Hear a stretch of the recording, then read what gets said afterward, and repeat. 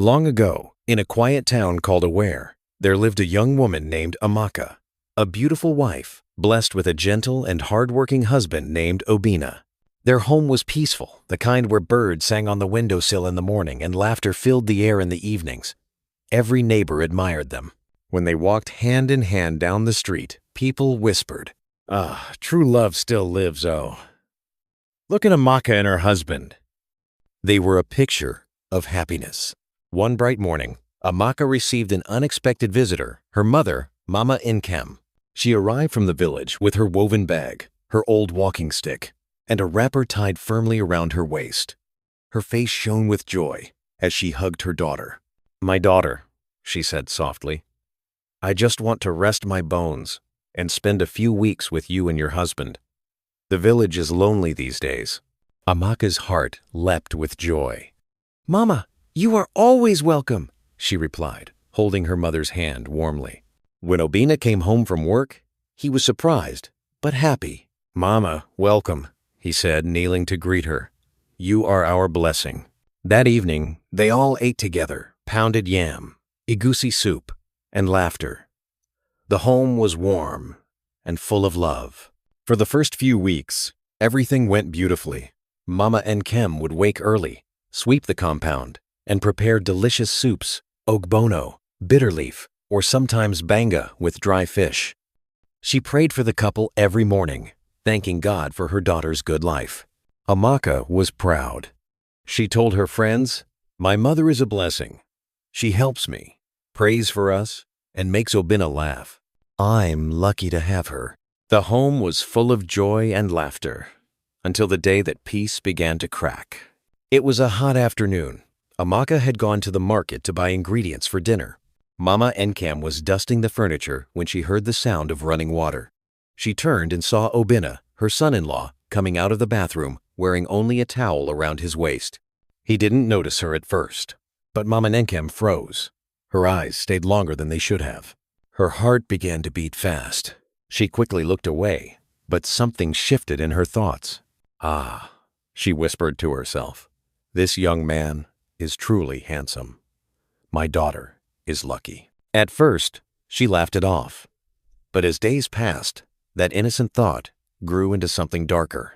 She began to find reasons to stay near him, to ask him to fix something, to open a bottle, or to carry something heavy.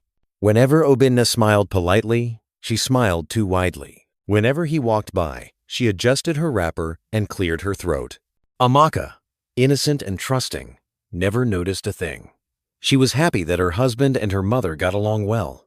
But sometimes, when love and respect mix with temptation, danger begins to creep silently. When a mother forgot her boundaries, weeks passed. It was time for Mama Nkem to return to the village. Amaka reminded her gently, "Mama, you said you would stay only 3 weeks. Should I buy your transport ticket?" But Mama Nkem waved her hand. "Ah, my daughter, my body is not strong yet. Let me stay 1 more month. I'll help you more around the house." Amaka smiled. "No problem, Mama." But Obinna noticed that something wasn't right. He began to avoid being alone with her. He became quiet at home, and even his laughter grew thin. Then one night, when Amaka traveled for a women's church meeting, temptation struck like thunder on a clear day. Obinna's mind was weak, and Mama Nkem's heart had already fallen. That night, both of them made the greatest mistake of their lives. They thought nobody would ever know. They thought the darkness of the night would hide their shame. But they forgot the house had CCTV cameras. The next morning, Amaka returned home early. She was smiling, carrying bags of food and gifts from her church sisters. "Mama," she called. "Obinna, I'm home." She unpacked, sat on the sofa, and out of curiosity, opened her CCTV app on her phone. She wanted to watch the house while she had been away. What she saw made her heart stop. Her husband, her mother, together. She froze. Her hands trembled. The phone almost fell from her hand. Tears rolled down her cheeks. For a long time, she sat still, unable to move or breathe. She felt pain in her chest, like knives twisting slowly. That evening, while they both slept, Amaka quietly packed her clothes, took her handbag, and walked out of the house without a sound, without a goodbye. When Obinna woke up, she was gone.